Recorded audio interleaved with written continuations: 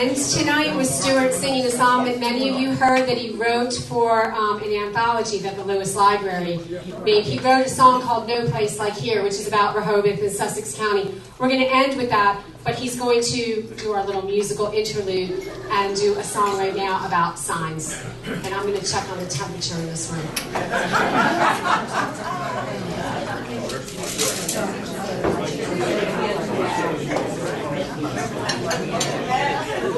Hey.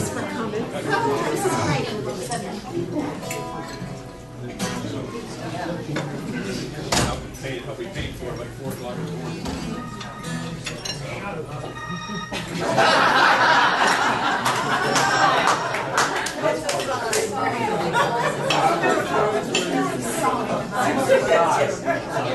You believe this shit? Hey, who'd you pay to make that call? The president of GM.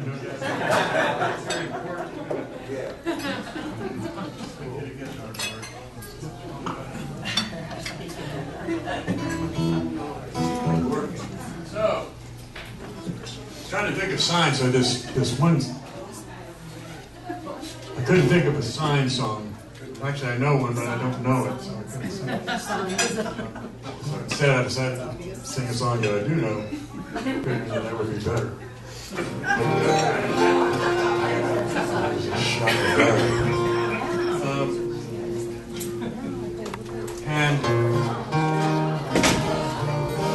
What was I going to say?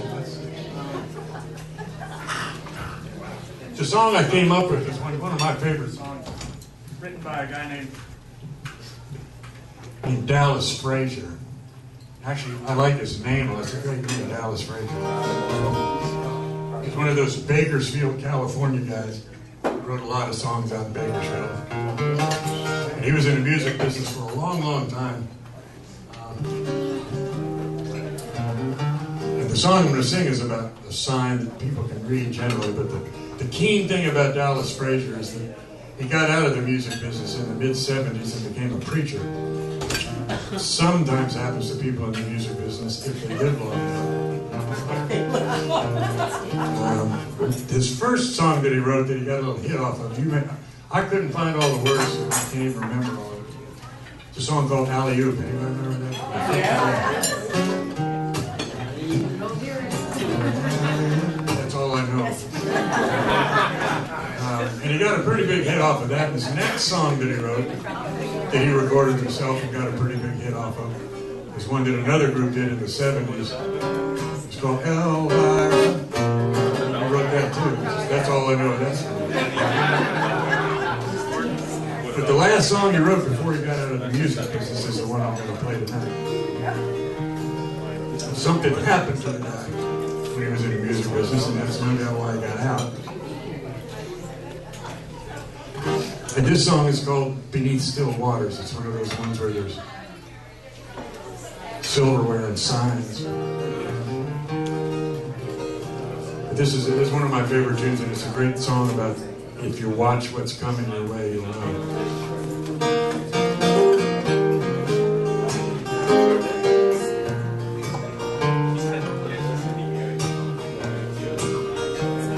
Beneath still waters, there's a strong undertow, and the surface won't tell you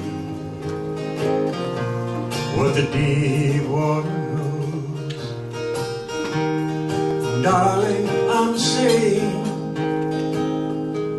I know something's wrong. Beneath still waters, your love is gone.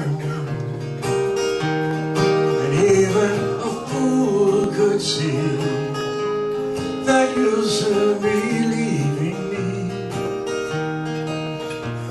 But each and every heart must take its turn at misery. And this time it's me, I'll cry alone. Beneath still waters, your love's gone. Beneath still waters, your love is gone. Beneath still waters, your love is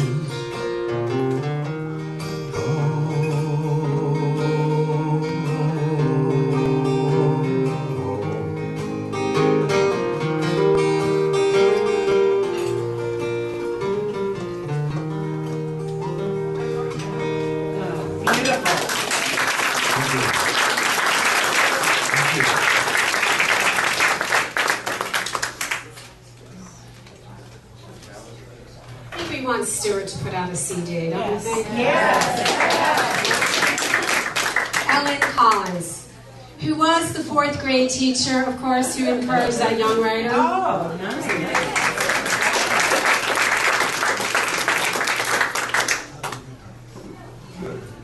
And we're working on the air conditioning, so it'll just give it a couple minutes. I'm going to read an excerpt from an essay I wrote last summer after the hurricane. It's about driving back to the beach from Virginia, where I was banished. Signs of the barrage litter the roads I travel. Pickup trucks with their cabs piled with brush. Swollen rivers and streams clotted with leaves and twigs, almost spilling onto the highway. A field of grazing cows, posed knee-deep in standing water. Signs of loss. Crossing the Chesapeake Bay Bridge, I see at least 4 downed gulls. I imagine them trying to reach land in the midst of the storm, winging blindly by instinct. Rain pelting their eyes and their feathers oversaturated, making them too heavy to fly. Fevered with determination, through the gray air, the acrid smell of lightning.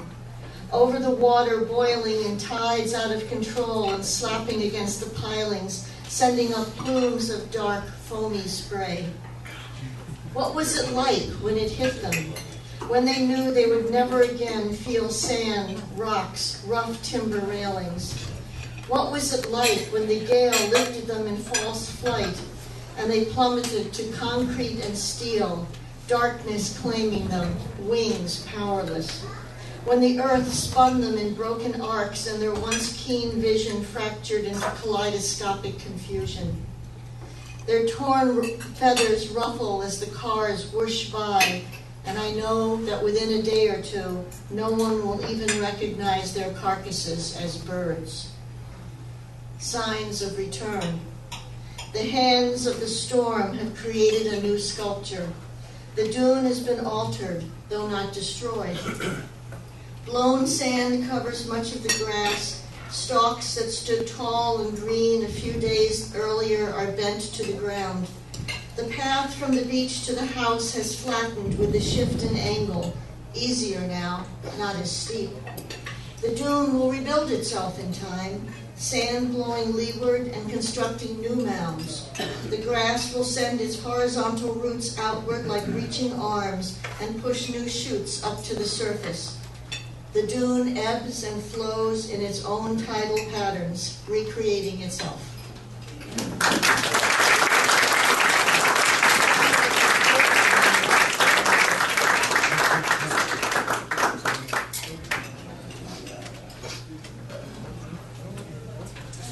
Every summer, Gail Comer and I do a free write for young writers, and it is such a joy. And one of the best parts about the summer is that we can sometimes get these young writers to come and share their work with us at these readings. They can't do that often during the school year. So we have one of our young writers who has won awards in every writing category possible, Hannah Lowe.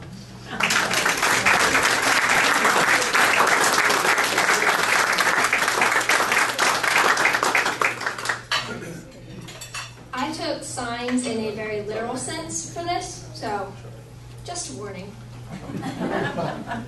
There was a sign she passed every day. Every single day. The red rusted edges greeted her like an old friend, the meaning on roads less traveled. It smiled at her crookedly, the screws falling out and the post bending down. An omen. An omen, she supposed, to the mundane white picket fence and apple pie lifestyle she had ahead of her. A life with 2 kids, a boring husband. Not the life she wanted. Not to pass by that sign for the rest of her life. In elementary school, she and her friend went out to the sign, drew caricatures on the back, gave the O and stop, a smiley face and a mustache. They left before anyone could see them, leaving the permanent marker that did the crime in the dirt nearby. Not a felony, just two misled kids.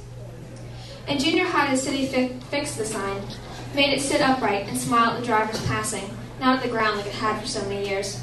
She didn't like it. She was a rebel. The girl went to it with a hammer and willpower and kicked it until it tilted again. The next day the school bus drove past, she smiled with a sense of dirty pride.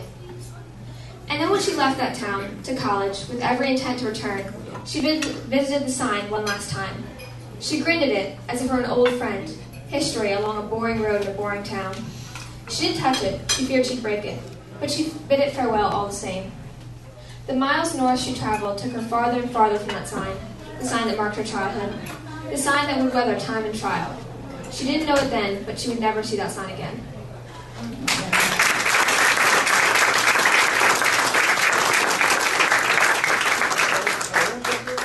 I'm jealous. Seal Payne.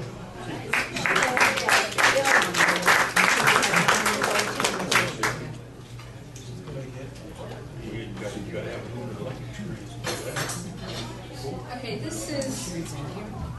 this is an excerpt from my book, Dancing in Quicksand, and I'll just give you the setting so you know where we're at. At a vulnerable moment, Pinch O'Malley tells her daughter's teacher, Sister Cecilia, that she plans to leave her husband Steve. But due to the cozy connection between Steve and the Monsignor at the Catholic school, Pinch is reluctant to trust the nun with helping her safely get Katie from the school to the shelter on the day that she leaves Steve. This scene takes place in the daycare center of the market, the shelter where Pinch and Katie will move to, and where Sister Cecilia volunteers with children from broken homes. The sign on the daycare door said, Garbanzo Room. It's an odd name, Sister Cecilia said, but it makes the children giggle, and garbanzo beans are a high-protein snack. We always keep cans in the cupboard, though some of the children would rather throw them than eat them. The nun directed Pinch to an empty table far enough from the children for a private conversation. My parents were Czechoslovakian Druze, Cecilia said. When I was 4, Papa was shipped to what we now know was a death camp. He never came back. One night, soon afterwards, my mother left me on the steps of a Catholic orphanage, then fled the country via the Czech underground. I was close to your daughter Katie's age when Mama came back for me after the war. We moved to this country with her new husband, Rupert, a rabbinical scholar who barely escaped my father's fate, but was deeply scarred by the extinction of all he held dear, his family, his culture, his religion. Rupert tried to rebuild the past in America. My mother, in contrast, was open to a future that included a daughter with Catholic leanings. Rupert could never see I had the right to become what I wanted. To him, my choice was a personal betrayal. The day I entered the convent, Rupert drove off a pier near the Brooklyn Bridge. Mama was in the car. Religion and violence have been integral parts of my life since I was a child, Mrs. O'Malley. The market is to these children what that orphanage was for me, a temporary refuge when a lunatic seizes your world. I've lived with their fears and their hopes. I know the internal bleeding behind their vacant eyes and plastic smiles. I see it in Katie every so often. I'm glad you're leaving him. Let me help you help Katie make the move.